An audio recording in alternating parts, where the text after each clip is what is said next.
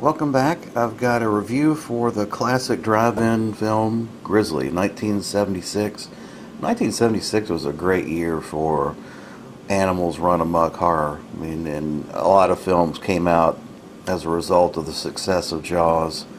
And a lot of these films kind of mimic the Jaws script and storyline, simply inserting another animal and replacing that for the shark. And Grizzly's no different. In the place of a shark, you've got a 15-foot tall grizzly. The film stars Christopher George, who we all know and love from Pieces, Andrew Prine, who was in a bunch of different movies in the 70s, and then Richard Jekyll. Now, the film was directed by William Girdler. If you don't know who William Girdler is, he directed the blaxploitation film Abby. He was a director from Louisville, Kentucky. He did The Manitou, and he died in a helicopter crash in Manila, scouting for another film to do. But he was definitely into the exploitation type cinema. He did like 3 on a meat hook and shit like that. So yeah, he was definitely into the exploitation films, and this is an exploitation film of rip-off of Jaws, which is, I don't think, a derogatory thing. It's a lot of films ripped off Jaws back then. Piranha's another example.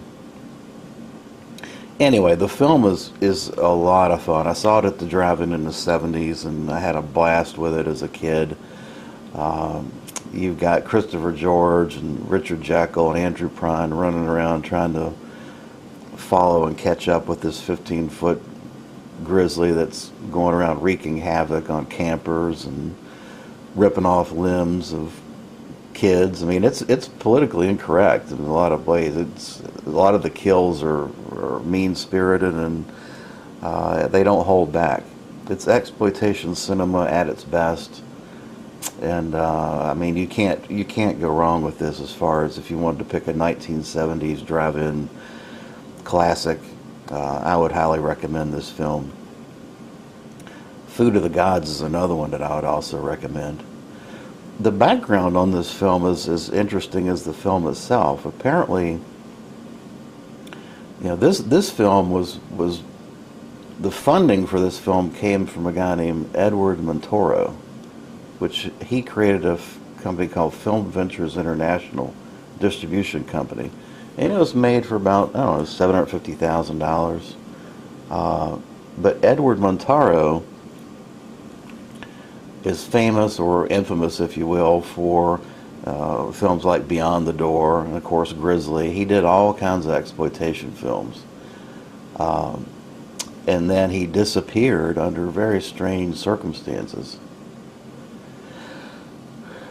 The company he was working with, or I guess he was the owner of Film Ventures International, basically got too far out ahead of itself, got into financial issues, and he basically closed the door of the company one day and pocketed, I don't know, a couple $1 million and disappeared and was never heard from again.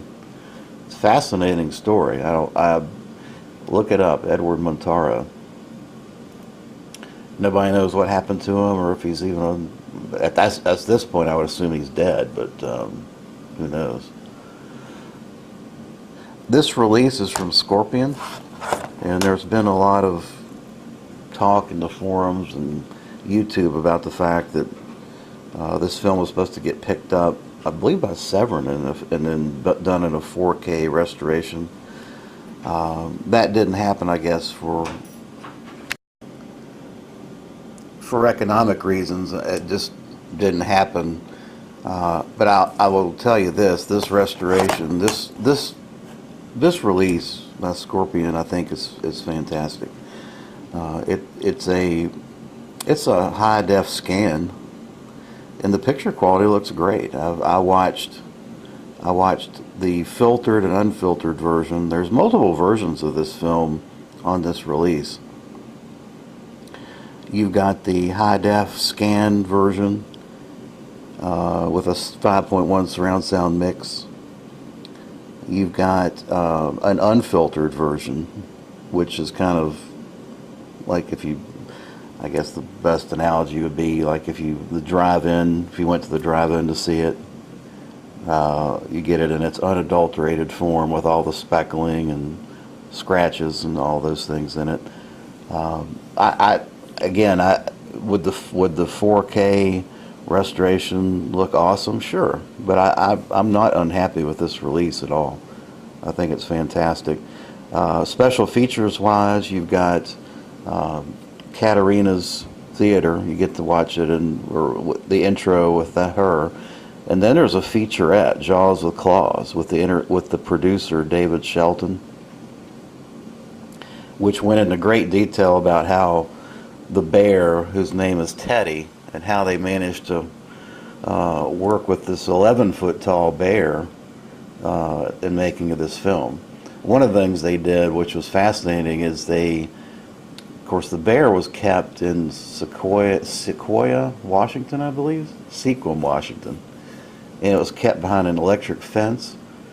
And they brought this bear down to Georgia for the filming. And what they would do is they would run a piece of green string through the shooting locations and then attach a ticking kitchen timer. And so the bear thought, well, must be an electric fence, but all it was a green piece of string. It's guerrilla filmmaking at its best. The other thing they would do is this bear wouldn't growl or roar. So what they did was, in order to make it look like for filming purposes the bear was roaring, they would throw marshmallows at it into its mouth, and then that would look like he's chewing, but it would look like he's roaring, and then they would dub over some sound. Interesting stuff, fascinating stuff. That featurette was very, very interesting. Fun facts, trivia segment, and trailers. The audio commentary track was excellent as well. I enjoyed it quite a bit with the producer. The only thing I wish they had done is gone into a little bit more detail about Edward Montaro and film ventures. I think that backstory to such a famous, infamous exploitation, low budget distributor is fascinating stuff. But they didn't. They touched on it, but they didn't go into a lot of great detail. As far as internal artwork, of course, you've got the disc, and then you've got reversible cover art, which I actually kind of like that better than the other.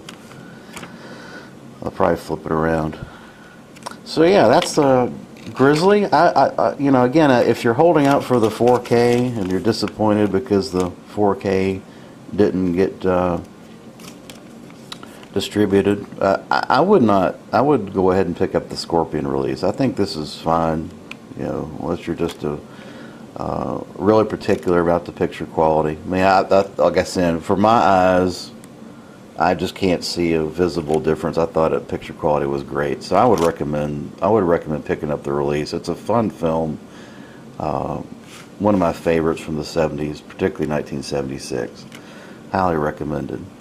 All right, well, that'll wrap up my review of Grizzly, and I appreciate you watching. Thanks.